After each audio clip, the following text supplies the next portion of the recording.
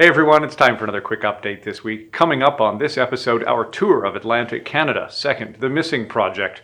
Third, BC Manager Levi Minderhout joins us. And finally, André brings us an update on Education Bill 8 in Alberta. All right, so first up, last week we had our first ARPA Canada tour of Atlantic Canada. If you want to see how things went, we put together a vlog of the presentations and events of last week in Nova Scotia, New Brunswick, and PEI, which included lobster eating and Magnetic Hill. Check it out on ARPA's YouTube channel right here. Next up, We Need a Law has been part of the Missing Project. 2019 marks the 50th anniversary of legalized abortion in Canada. The Missing Project is a production of 50 testimonies from people across Canada who have been impacted by abortion. Here's one example. A couple of years ago, there was a pro-life activist who would go through dumpsters behind abortion clinics. And he would collect their bodies out of the dumpsters so that they could have a funeral and a burial, and so they would get the respect and death that they never received in life. And I was speaking at this conference, and after the conference, he told me there was something that he wanted me to see. When I got to his place, he told me that he'd been through the dumpster behind an abortion clinic, and then he handed me a jar. The jar was about this big, and in the jar was a little boy. And he was perfectly formed, and it's really weird how memory works, because I can actually still feel in my hands the sensory memory of his head and his arms bumping the sides of the jar as I was sitting there kind of in shock trying to figure out what it was, because your brain doesn't even really have the ability to really conceptualize the sentence "a baby in a jar." It doesn't make any sense even when you say it out loud at first. And so I kind of put the jar down on the table, and I was completely stunned. My mind was racing and I couldn't figure out how to process it. And then I looked at the lid of the jar, and on the lid were two things. It was the name of the abortionist who had killed him, and it was the name of the place where he died. He actually looked like he was sleeping. You had to look really closely to figure out what was wrong with him. It was only when you turned the jar a certain way and you could see that right in the back of his head, a hole had been punched in the back of his head where the abortionist tool had gone in and then had pulled him from his mother's womb.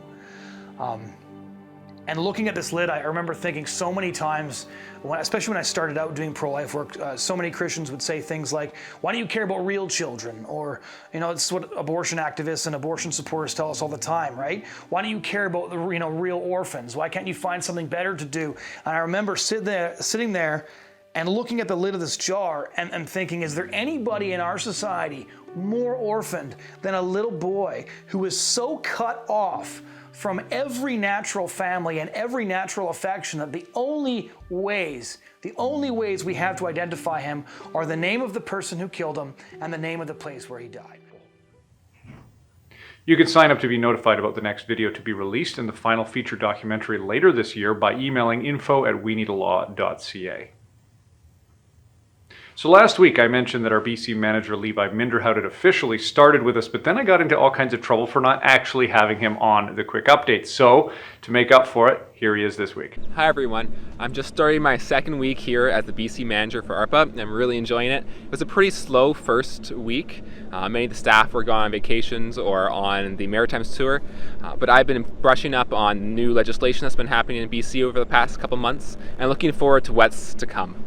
I've also been reaching out to various ARPA contacts, ARPA chapters, school clubs, and officials, pastors, getting ready for when people go back to the legislature coming up in September and October. On another note, thanks to everyone who sent me a quick note of encouragement for my first week. All of them were greatly appreciated. And now back to you, Colin. Thanks, Levi. Finally, André joins us to talk about Alberta's Bill 8 and how things are playing out there. Thanks for that, Colin. So great news out of Alberta with the introduction of Bill 8, which is a bill that amends the Education Act. That bill has made some good strides forward with some of the concerns that we all share. Concerns about independent schools being able to stay true to their own philosophy, their own religious or cultural identity, and certainly concerns about us as parents raising children and knowing what's going on at the schools where they attend. So Bill 8 is a good bill, and it's a great step in the right direction for fixing some of the problems in the education system in Alberta, but it doesn't quite go far enough. And so we want to call all of you Alberta citizens to action on this. Now is a great time to introduce yourself to your new MLA, and if your MLA is a UCP member, to thank them so much for putting forward Bill 8 and then offering some suggestions on how we can make a good bill even better. And if your new MLA is an NDP member, then certainly congratulate them on their election, thank them for their service, and then encourage them to support Bill 8 and maybe support changing it as well to make it give even more protections for independent schools and protections for parents to raise their own children, particularly Christian parents to raise their children in the fear of the Lord. So if you want to take part in that action, please click right here for a link to an article explaining this further and a link to where you can contact your MLA today. Thanks, Andre. That's all for this week. Thanks to you for watching Quick Updates and for staying informed. Please do like, share, and subscribe, and we'll see you for another episode next week.